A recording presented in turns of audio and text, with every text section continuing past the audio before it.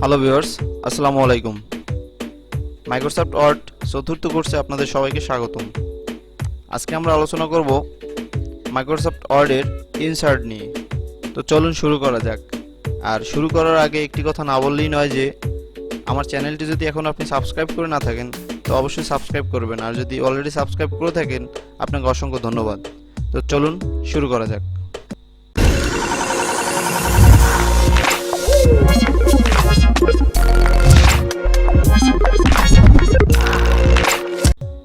তো আমরা প্রথমেই মাইক্রোসফট ওয়ার্ডটি ওপেন করব।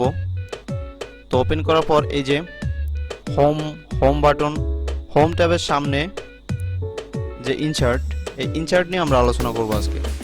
তো ইনসার্টে এখানে যতগুলো অপশন, যতগুলো ট্যাব রয়েছে আমরা সবগুলো নিয়ে আজকে আলোচনা করব। তো আমরা শুরুতেই আলোচনা করব কভার পেজ নিয়ে। তো কভার পেজ হচ্ছে কোনো ধরুন বই পুস্তকের উপর একটি কভার থাকে, এই কভার পেজটা কিভাবে তৈরি করে। এই কভার পেজটা এখানে এই যে কভার পেজে ক্লিক করলাম এবং এখান থেকে আমি একটি কভার পেজ চুজ করলাম। এক্সাম্পল হিসেবে আমি এটা চুজ করলাম। এই কভার পেজটা এভাবে তৈরি হয়ে যাবে। তো এখানে আমি ডেটটা দিয়ে দিলাম 20/10/2019 এবং এখানে আমরা টাইটেল দিয়ে দিতে পারবো, আমাদের যা খুশি আমরা এখানে টাইটেল দিয়ে দিতে পারবো এবং এখানেও অনেক কিছু আমরা দিতে পারবো। তো এভাবেই আসলে কভার পেজটা তৈরি করে এবং এটা আমরা প্রিন্ট প্রিভিউতে গিয়ে দেখে আসতে পারি যে কিভাবে আমাদের এটা প্রিন্ট হবে।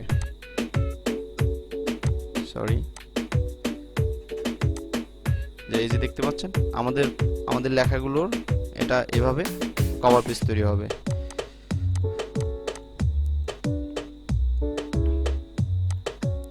তো তারপর আমরা আসব ব্ল্যাঙ্ক পেজ নিয়ে।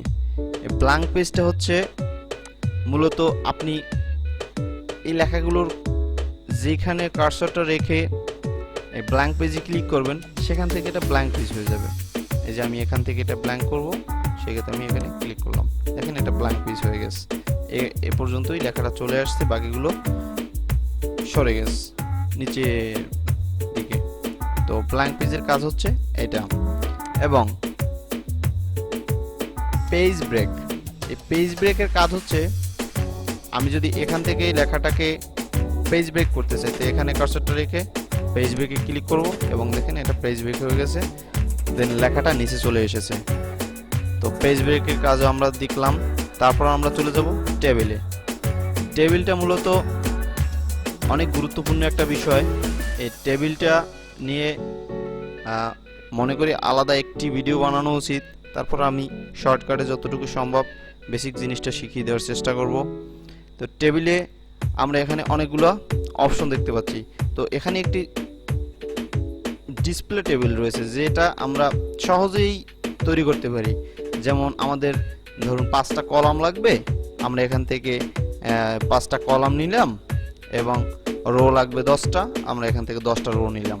তো এভাবে আমরা টেবিল ক্রিয়েট করতে পারি এবং আমরা ইনসার্ট টেবিল থেকেও টেবিল ক্রিয়েট করতে পারি। যেমন আমাদের এখানে কলাম লাগবে 6টা এবং রো লাগবে 4টা, আমরা এটা তৈরি হয়ে গেছে।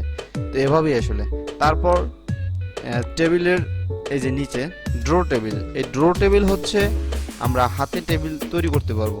যেমন এভাবে একটি টেবিল তৈরি করে এখানে আলাদা আলাদা করে তৈরি করতে পারবো। এভাবে আসলে ড্র টেবিল করা যায়। আবার এখানে এই যে টেবিলগুলো রয়েছে সেখান থেকেও আমরা আলাদা আলাদা টেবিল করতে পারবো। এই যে এভাবে এই অ্যাঙ্গেলে আমরা যেভাবে খুশি সেভাবে ড্র টেবিল করতে পারবো। তো তারপর আসি আমরা এই যে এক্সেল নিয়ে। এই এক্সেলটা হচ্ছে একটা মূল গুরুত্বপূর্ণ পয়েন্ট। তো এখানে দেখতে পাচ্ছি আমরা এই এক্সেলে ক্লিক করার পরে এটা এক্সেল শিটের মতো তৈরি হয়ে যাবে, এভাবে তৈরি হয়ে যাবে। এভাবে তৈরি হওয়ার পর আমরা মার্ক করে এই যে এখানে এটাকে বর্ডার করতে পারবো, বর্ডার করে তারপর এটা টেবিল করতে পারবো এবং এখানে যা যা লিখতে চাই আমরা তা লিখতে পারবো। এটা কাজ হচ্ছে এই যে মাইক্রোসফট এক্সেলের মতো। তো আমরা তারপর চলে যাব এই যে কুইক টেবিলসে। কুইক টেবিলসে যাওয়ার পর আমাদের কিছু সিস্টেম দেখাবে, যেগুলো হচ্ছে ক্যালেন্ডার 1। আমরা কোন ডিজাইন আর কি সংক্ষিপ্তভাবে যদি আমরা তৈরি করতে চাই তাহলে কিভাবে আমরা টেবিল ক্রিয়েট করতে পারবো, সেখান থেকে এই যে সংক্ষিপ্ত আকার দিয়ে দিয়েছে। তো আমরা এটা চুজ করলাম, দেখেন এটা আমার চলে আসছে, এবং এখান থেকে এই লেখাগুলো কেটে দিতে পারবো। আমি এখানে অনেক কিছু লিখে রাখতে পারবো। এভাবে আপনারা টেবিলগুলো তৈরি করতে পারেন। তো তারপর চলে যাব আমি পিকচারে। এই পিকচারটা হচ্ছে আমি এখানে একটি পিকচার অ্যাড করব। ধরুন আমি এখানে একটি পিকচার অ্যাড করব। তো এই পিকচারটি অ্যাড করার ক্ষেত্রে এই আমাদের পিকচারে ক্লিক করতে হবে, তারপর ডেস্কটপে চলে যেতে হবে।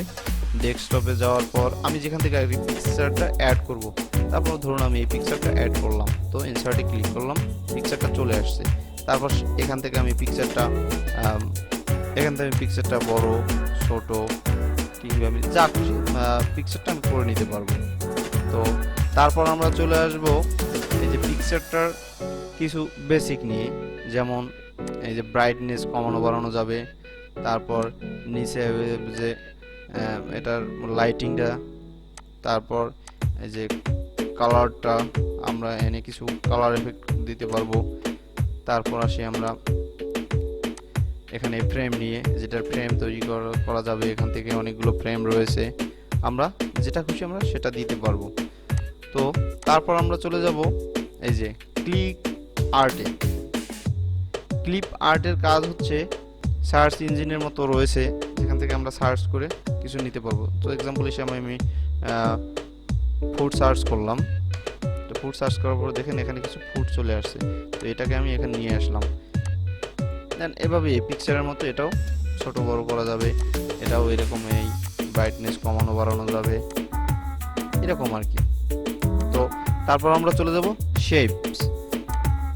শেপের বিষয়টা অনেকটা গুরুত্বপূর্ণ। এখান থেকে অনেক কিছু আর্ট করা যায়, অনেক কিছু তৈরি করা যায়। যেমন এক্সাম্পল হিসেবে আমি একটি বাংলাদেশের পতাকা তৈরি করে দেখাচ্ছি। এখানে আমি প্রথমে একটি ফ্ল্যাগ নিলাম, একটি দাগ দিলাম এবং এটাকে টেনলাম, একটু বড় করে নিলাম। তারপরে এটাকে আমরা কালার দিব। তো তারপর আমরা এখানে ফিল কালারটা দিলাম সবুজ, তারপর কালারটা দিলাম সবুজ। তারপর আবার শেপসে গিয়ে এখানে লাল যে লোগোটা আমাদের দিতে হবে সেটাকে আমরা দিব। তো এই যে দেখতে পাচ্ছেন অলরেডি আমাদের একটা বাংলাদেশের ফ্ল্যাগ তৈরি হয়ে গেছে। এবার আমরা এটাকে একটু ডিজাইন করার জন্য আমরা একটি বাম্বু দিয়ে দেবো। তো এক্সাম্পল হিসেবে আমি বাম্বুটা দিলাম। বাম্বুটা দিলাম।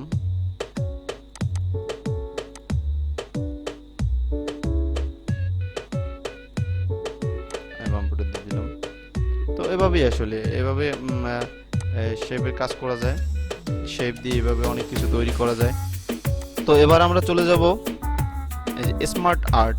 স্মার্ট আর্টে ক্লিক করার পর দেখতে পাচ্ছেন এখানে টেবিলের মতো অনেকগুলো ডিজাইন তারা রেখে দিয়েছে। তো এভাবে আমরা এখান থেকে ডিজাইন চুজ করে আমরা কাজ করতে পারবো, অনেকগুলো কাজ করতে পারবো। যেমন এক্সাম্পল হিসেবে আমি এটাকে চুজ করলাম এবং এটাকে নিলাম। এখন দেখেন এখানে এই যে টেক্সটগুলো আমি এখানে পরিবর্তন করে দিতে পারি, যেমন আমার ইচ্ছা মতো আমি এখানে বসিয়ে দিতে পারি। তো এভাবে আর কি এখান থেকে কাজ করা যায়, এবং এগুলোর ডিজাইন আপনি চাইলে এভাবে চেঞ্জ করতে পারবেন, অনেক কিছুই এখান থেকে করা যাবে।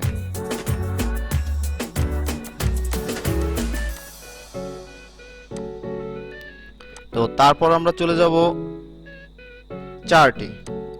চার্ট থেকে এই যে এখানেও এরকম অনেক কিছু দেওয়া আছে, এখান থেকে আমরা চার্ট ক্রিয়েট করতে পারি। যেমন এক্সাম্পল হিসেবে আমি এটা নিলাম।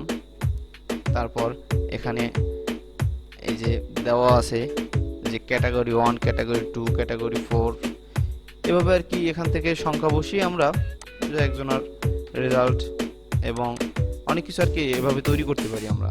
তো এটা আর কি দেখানোর কিছু নেই, আপনারা অবশ্য নিজের একটু দেখে নেবেন দেখে নিলে অবশ্য বুঝতে পারবেন যেটা বিষয়টা কি। তারপর আমরা চলে যাব হ্যাপি লিঙ্কে।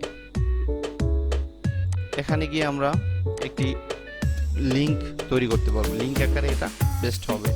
তারপর আমরা চলে যাব এই যে হেডার অপশনটা, আসলে এই পেজটার হেড যে মাথার অপশনটা, এই যে উপরের অপশনটা, উপরের অংশটাকে হেডার উপরে আমাদের কি থাকবে। তো হেডার আমরা যদি কিছু লিখতে চাই তাহলে ধরুন আমরা এটা এখানে দিলাম মানে একটা কিছু লিখে রাখলাম, জাস্ট এটা হেডার হিসেবে এখানে থাকবে।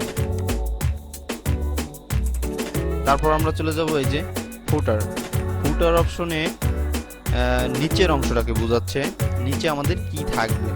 তো নিচে আমাদেরও এরকম একটা কিছু লিখে দিলাম। এভাবে আর কি পেজের উপরে আর নিচে, আর এগুলো প্রত্যেকটা পেজে চলে আসবে অটো। দেখতে পাচ্ছেন আমরা প্রত্যেকটা পেজে অটো চলে আসছে। তারপর আমরা চলে যাব এই যে নাম্বার অফ পেজ। তো আমরা বইয়ের পাতায় দেখে থাকি যে একটা নাম্বার থাকে, ওই নাম্বারটা আসলে অটো দেওয়া যায়। যেটা এই যে টপ পেজ, উপরের পেজ থেকে আমরা নাম্বারটা দিব, যেমন মিডল থেকে দিব। তো মিডলের জন্য আমি এখানে দিয়ে দিলাম। তো দেখেন এখানে 1, এখানে 2, এখানে 3, যতগুলো হাজার আপনার কপি থাকবে এভাবে অটো চলে আসবে নম্বরগুলো। তো তারপর আমরা চলে যাব টেক্সট বক্সটা, আসলে এখান থেকে অনেকগুলো ডিজাইন দেওয়া আছে যে কিভাবে আপনি লিখবেন। তো এক্সাম্পল বিষয়ে একটা আমি দেখাচ্ছি যে এই টেক্সটটাকে আমি এখান থেকে এখানে সরিয়ে নিতে পারবো। তারপর এই টেক্সটটাকে আমি কিছু কেটে আমি এটাকে কিছু লিখে দিতে পারবো, এবং এটাকে চাইলে আমি বড় ছোট করতে পারবো, মানে যেরকম ইচ্ছা সেরকম আমি এটাকে করতে পারবো। এবং এটার ফন্ট সাইজ বড় ছোট অনেক কিছুই এখান থেকে করা যায়। তারপর আমরা চলে যাব ওয়ার্ড আর্ট থেকে আমরা এখান থেকে এই যে ডিজাইনগুলো দেখতে পাচ্ছেন, এই ডিজাইনগুলো আমরা ব্যবহার করতে পারবো। যেমন এই লেখাটাকে আমরা যদি ডিজাইন করতে চাই তাহলে এই যে ওয়ার্ড আর্টে গিয়ে এবং এভাবে ছেড়ে দিলে ডিজাইন হয়ে যাবে। এভাবে আর কি ডিজাইন করা যায়। তারপর আমরা চলে যাব মূল একটি গুরুত্বপূর্ণ বিষয়। সেই গুরুত্বপূর্ণ বিষয়টি হচ্ছে যে সায়েন্টিফিক ম্যাথমেটিক্সের যে লেখাগুলো, এগুলো লেখার ক্ষেত্রে এই যে ইকুয়েশন অ্যান্ড সিম্বল, এই দুইটা অপশন থেকে এই যে ম্যাথের যত কাজকর্ম এখান থেকে করা যায়। যেমন এখানে একটি এই যে থিওরি অনুসারে দেওয়া আছে। তারপর এই যে ইনসার্ট নিউ ইকুয়েশনে ক্লিক করার পর এখানে অনেকগুলো চলে আসবে, এবং এখানে দেখতে পাচ্ছেন আপনারা এখান থেকে ফ্রেম তৈরি করে, আমি যদি একটি না দেখিয়ে দিই অবশ্যই আপনারা বুঝতে পারবেন না। তো আমি এক্সাম্পল হিসেবে একটি লেখা আপনাদের লিখে দেখিয়ে দিচ্ছি। a ইকুয়াল টু এখানে √6 দিতে হবে। এখন √6 দিতে হলে আমাদের রুটে যেতে হবে, এই যে রুট, তারপর 6 দিলাম। তারপর আমরা চাইলে অন্য কিছু লিখতে পারবো, যেমন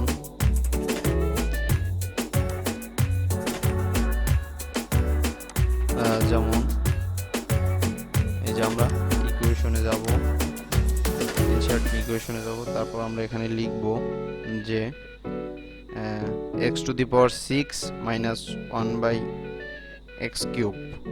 তাহলে এটা আমরা কিভাবে লিখব?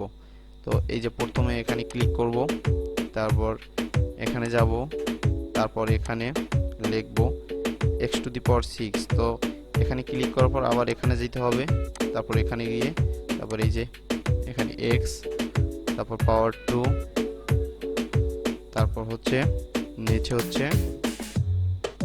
x³।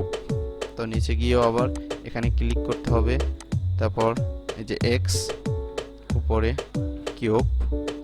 তারপর এই যে উপরে অপশনে আমরা আরো কিছু অ্যাড করতে চাইলে আমরা অ্যাড করতে পারবো, যেমন -1।